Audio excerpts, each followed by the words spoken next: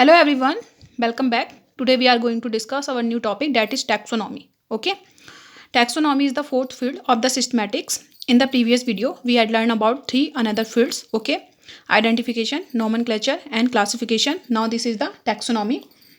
Okay, what is the taxonomy? The science of identification, classification and nomenclature is called the taxonomy. क्या होता है आपका? The science of identification, classification and nomenclature is known as the taxonomy. जैसा कि आपका नाम आपका यहाँ पर कोई इंडिकेट कर रहा है आपका. In the case of the taxonomy all the three field, other three field जो हमने बात की थी कि चार फील्ड होते हैं आपके सिस्टमैटिक्स में. पहला आइडेंटिफिकेशन हो गया, नॉमेनक्लेचर हो गया, क्लासिफिकेशन हो गया, टैक्सोनॉमी हो गया. तो जो बाकी के जो आपके तीन फील्ड हैं उनकी साइंस को ही क्या बोला जाता है? आपका टैक्सोनॉमी बोला जाता है. यानी कि टैक्सोनॉमी इन तीनों को ही क्या करता है? आपका इंक्लूड करता है. Okay, in the simple term we can say that the process of classification is called the taxonomy. In the simple you can define the taxonomy like that. The process of classification is called the taxonomy.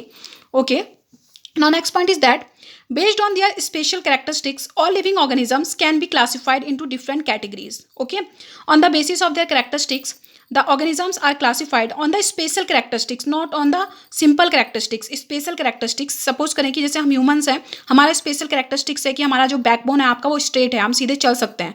Okay, इसीलिए हम sapiens में आते हैं. Okay, Homo sapiens में आते हैं. आपका एक ऐसा जीनस है जिसमें एक सिंगल आपकी स्पीसीज है. ओके, तो ऐसे ही आपके डिफरेंट जो आपके पर्टिकुलर कैरेक्टरिस्टिक्स होते हैं, आपके स्पेशल कैरेक्टरिस्टिक्स होते हैं, उनके बेसिस पे आपके ऑर्गेनिजम्स को क्या किया जाता है? आपका डिफरेंट कैटेगरीज में क्या किया जाता है? आपका रखा जाता है. Okay, and these categories are known as the taxa. अगर हम साइंटिफिक टर्म लेकर के चलें तो these categories are known as the taxa. इनको क्या बोला जाता है? आपका टैक्सा या टैक्सॉन बोला जाता है. इन द फर्दर वीडियो हम इसके बारे में भी डिस्कस करेंगे क्योंकि इस चैप्टर में ये आपका दिया हुआ है. ओके, तो टैक्सा क्या होता है? आपका बहुत इंपॉर्टेंट टर्म है आपका. The categories of the classification are known as the taxa. Okay, classification की जो कैटेगरीज होती हैं उन कैटेगरीज को ही क्या बोला जाता है? आपका टैक्सा बोला जाता है. Now next point is that father of the taxonomy is known as the Carolus Linnaeus. ये मैंने आपको पहले भी बताया. Carolus Linnaeus is known as the father of taxonomy. One important point मेरे माइंड में आ रहा है आपका Carolus Linnaeus को लेकर के. Carolus Linnaeus is also known as the Carl von Linnaeus. इनको आपका Carl von Linnaeus के नाम से भी जाना जाता है. Carolus Linnaeus is the real name of the scientist and the Carl von Linnaeus is the name given by the scientist to itself. इसको इन्होंने अपने आप को ये नाम दिया था आपका, अपने आप को इन्होंने हिमसेल्फ आपका एक नाम दिया था अपने आप को. ठीक है, कार्ल वॉन लीनियस, जो इन्होंने आपका बाइनोमियल नॉमेनक्लेचर के ऊपर दिया था. ओके, तो कौन है आपके father of the taxonomy? Carolus Linnaeus. Okay, Carl von Linnaeus. कहीं आपका कार्ल वॉन लीनियस भी लिखा होगा तो आपको कंफ्यूज नहीं होना है. आपको ये नहीं सोचना है कि दो साइंटिस्ट हैं. दो साइंटिस्ट नहीं है, आपका एक ही साइंटिस्ट है, कैरोलस लीनियस ही है. कैरोलस लीनियस ने जब आपका बाइनोमियल नॉमेनक्लेचर दिया था तो उसके बेसिस पे अपने आप को इसने क्या बोला था? आपका कार्ल वॉन लीनियस आपका साइंटिफिक नेम दिया था. Okay, now coming to the next point, taxonomy is based on the some studies. कुछ स्टडीज के ऊपर आपका टैक्सोनॉमी क्या होती है? आपकी बेस्ड होती है. वो स्टडीज क्या होती है? The first is the comparative morphology. Comparative morphology आपने छोटी क्लासेस में पढ़ा होगा. The study of the external characteristics is known as the morphology and the study of the internal characteristics is known as the anatomy. आपने ऐसा पढ़ा होगा. लेकिन नॉर्मली क्या होता है आपका? दोनों को ही आपका साथ में क्या बोला जाता है? आपका मॉर्फोलॉजी बोला जाता है. The study of the external as well as internal characteristics is known as the morphology. Okay, लेकिन जब हम केवल पर्टिकुलर इंटरनल स्ट्रक्चर की बात करते हैं तब उसके लिए हम एक पर्टिकुलर टर्म यूज करते हैं जिसको क्या बोला जाता है? आपका एनाटॉमी बोला जाता है. लेकिन आपने 10th क्लास में आपको जो आपके टीचर्स होंगे उन्होंने आपको यही बताया होगा कि study of the external characteristics is known as the morphology. हमने ऐसा भी बोलते हैं आपका morphological characteristics and the study of the internal characteristics are known as the anatomy. लेकिन जब आप बड़ी क्लास में जाएंगे तो आपको पता चलेगा कि study of both external as well as internal characteristics और structures are known as the morphology and the study of only the internal structures और इंटरनल जो आपका क्या है? आपका बॉडी है या आपके क्या है कैरेक्टरिस्टिक्स हैं, उनकी स्टडी को क्या बोला जाता है? आपका एनाटॉमी बोला जाता है. तो जो आपका टैक्सोनॉमी है जो बेस्ड है आपका, पहला आपका किस पे बेस्ड है? आपका कॉम्पैरेटिव मॉर्फोलॉजी पे. यानी कि दो ऑर्गेनिज्म लेकर के उन दोनों के आपके एक्सटर्नल कैरेक्टरिस्टिक्स और इंटरनल कैरेक्टरिस्टिक्स को हम क्या करेंगे? आपका कंपैरेटिवली क्या करेंगे? आपका स्टडी करेंगे. यानी कि कौन सिमिलर है, कौन आपके डिसिमिलर है. Now second is the cytology. As we know that the cytology is the study of the cell. Okay, cell की स्टडी को क्या बोला जाता है? आपका साइटोलॉजी बोला जाता है. Most important point. ओके, तो हम सेल के स्ट्रक्चर के बारे में पढ़ेंगे. ऑब्वियसली अगर आपका दो डिफरेंट ऑर्गेनिज्म है तो उनके सेल में कहीं ना कहीं आपका क्या होगा? आपका डिफरेंसेस होंगे. वो आपके बायोमोलिक्यूल्स के बेसिस पे हो सकता है, वो आपका डीएनए के बेसिस पे हो सकता है आपका. ओके, क्रोमोसोम के नंबर के बेसिस पे हो सकता है. Now next is the embryology. What is the embryology? Embryology is the study of the developmental processes. आपको पता है embryology is the study of the developmental processes, और we can say that the development of the embryo, the development of the embryo is called the embryology. यानी कि जो आपका क्या है, आपका डेवलपमेंट है आपका किसका, एम्ब्रियो का, उसको क्या बोला जाता है, आपका एम्ब्रियोलॉजी बोला जाता है. तो आपको पता है कि first of all when the sexual reproduction is there, आपका जो सेक्सुअल रिप्रोडक्शन होता है तो सबसे पहले क्या होता है, आपका एक मेल होता है और एक आपका क्या होता है, फीमेल गैमेट होता है. मेल और फीमेल गैमेट आपस में क्या होते हैं, आपके फ्यूज होते हैं. उनके फ्यूजन से क्या बनता है, आपका एक 2 एंड स्ट्रक्चर बनता है जिसको क्या बोला जाता है, आपका जाइगोट बोला जाता है. ठीक है, और ये जाइगोट क्या होता है, फिर आपका जब डिवाइड एंड रीडिवाइड होता है तब उससे क्या बनता है, आपका एम्ब्रियो का फॉर्मेशन होता है. ओके, तो एम्ब्रियोलॉजी यानी कि एम्ब्रियो की स्टडी की जाएगी, आपकी डेवलपमेंटल प्रोसेस की स्टडी की जाएगी, उसको आपका एम्ब्रियोलॉजी बोलेंगे. Now last one is the ecology. What is the ecology? Ecology कहने का मतलब हो गया आपका ecological information of an organism. What is the meaning of the ecological information? The point is that ecological information means what is the habitat of the organism. What is the habit of the organism? यानी कि वो कैसे area में रहता है, उसका habitat कैसा है आपका, उसकी हैबिट कैसी है आपकी, वो नक्टर्नल है आपका, वो डर्नल है आपका, यानी कि वो रात में एक्टिव रहने वाला है या डे में एक्टिव रहने वाला है. तो ये सारी जो चीज़ें होंगी आपका, ये किस में आता है, आपका इकोलॉजी में आता है आपका. ओके, तो ये 4 पॉइंट आपको क्लियर हो गए होंगे. ओके, क्या है आपका बेसिस, क्या है आपके मॉडर्न टैक्सोनॉमी के, एक्सटर्नल इंटरनल स्ट्रक्चर यानी कि आपका comparative morphology and the study of the cell and the study of the embryology and the study of the ecology. Okay, now coming to the next point. These all provide information according to the similarities, dissimilarities and evolutionary relationship of various organism. Obviously जब हम इनके बारे में पढ़ेंगे तो हमें पता चलेगा कि अगर हम 2, 3, 4 ऑर्गेनिज्म को लेकर के पढ़ लें तो हमें पता चलेगा कि कुछ उनमें सिमिलैरिटीज भी हैं, कुछ उनमें आपके डिफरेंसेस भी होंगे. ओके, अगर वो आपका सेम स्पीसीज के नहीं है तो ऑब्वियसली उनमें डिफरेंसेस होंगे, और सेम जीनस के भी हैं आपके तब भी लिटिल बिट डिफरेंसेस होंगे ही होंगे आपके. ठीक है, एंड इवोल्यूशनरी रिलेशनशिप यानी कि उनके एंसेस्टर्स सेम है या एंसेस्टर्स सेम नहीं है, यानी कि डिफरेंट डिफरेंट आपका एंसेस्ट्री से आपके फॉर्म हुए. तो these all are the basis of the modern taxonomy. Here the term is the modern taxonomy. Now coming to the next point, who coined the term modern taxonomy?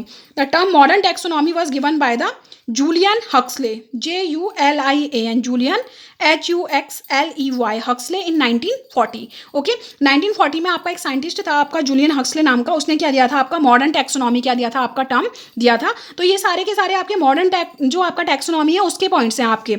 इससे पहले आपका एक classical taxonomy या old taxonomy था, उसमें इन चीज़ों की study नहीं की जाती थी. आप आगे आने वाली वीडियो में इनके बारे में पढ़ेंगे, आप चैप्टर्स में पढ़ेंगे जब हम क्लासिफिकेशन के बारे में डिटेल में पढ़ेंगे. क्लासिफिकेशन के जो आपके क्या हैं, आपके बहुत सारे रूल्स हैं. Okay, now coming to the next point. So this is okay that modern taxonomy term given by the Julian Huxley in 1940. Now what about the old or classical taxonomy? Old and classical taxonomy exists since the time of the Aristotle and Theophrastus till the time of the Linnaeus. कहने का मतलब है जो आपका concept था आपका classical और old taxonomy का, वो आपका पहले से ही चला आ रहा था. यानी कि जो पहले हमारे साइंटिस्ट थे एरिस्टोटल थे, आप जानते होंगे एरिस्टोटल को, थियोफ्रास्टस. ओके, इनके बारे में भी आपने पढ़ा होगा. Both are very very important scientist. Okay, बहुत ही ज़्यादा इंपॉर्टेंट है हमारे बायोलॉजी के लिए. जो एरिस्टोटल और थियोफ्रास्टस थे उनके टाइम से आपका क्या चल रहा था, आपका क्लासिकल टैक्सोनॉमी या ओल्ड, क्लासिकल कहने का मतलब है आपका ओल्ड टैक्सोनॉमी चल रहा था. और ये टैक्सोनॉमी आपका चलता रहा कब तक, आपका लीनियस के टाइम तक. आपको पता है कि लीनियस 1751 आ गया था आपका. लेकिन अब बात हो रही है आपका मॉडर्न का. मॉडर्न कब दिया गया है, आपका 1940 में. आप देख सकते हैं बहुत ज़्यादा डिफरेंस है.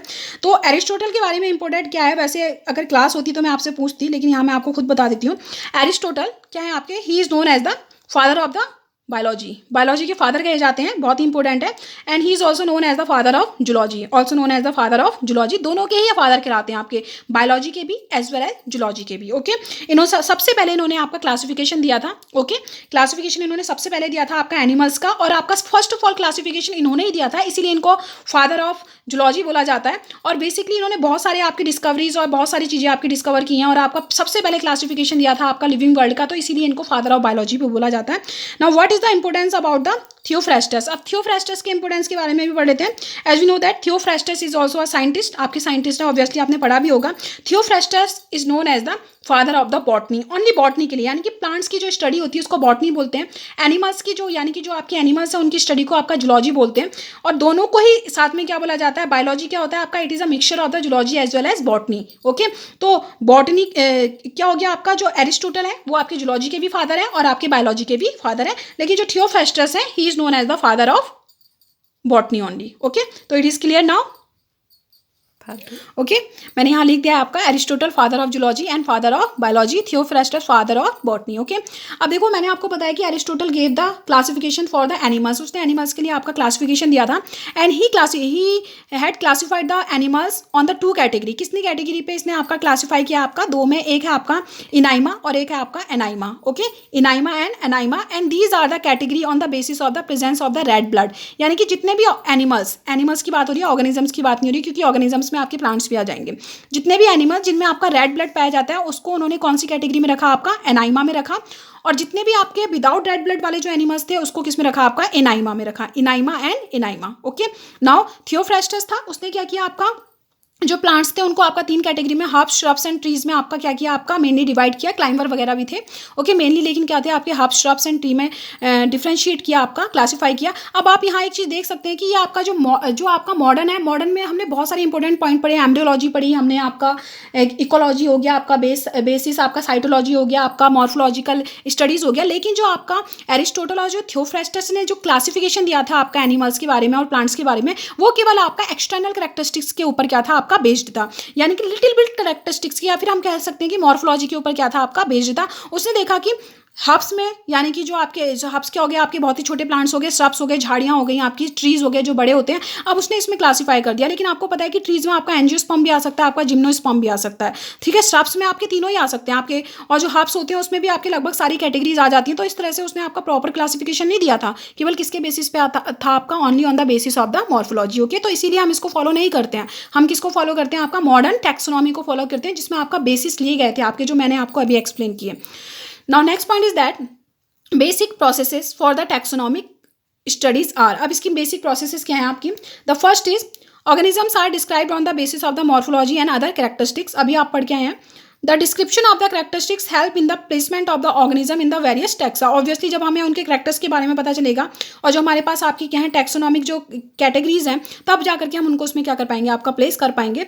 A new taxon can be form if the organism is different from the existing taxa. Suppose करो हमारे पास जीनस है, स्पीसीज है, लेकिन हमारे पास आपका सब जीनस नहीं है या सब स्पीसीज उस टाइम पे नहीं है, तो हम क्या कर सकते हैं? आपका अगर उसके कैरेक्टरिस्टिक थोड़े अलग हैं तो हम उसको सब स्पीसीज में या सब जीनस में आपका नहीं, किस में आपका टैक्सॉन में रख सकते हैं, बशर्ते कि वो आपका पहले से मौजूद ना हो आपका, अगर वो उसके कैरेक्टरिस्टिक्स ना मिलते हो।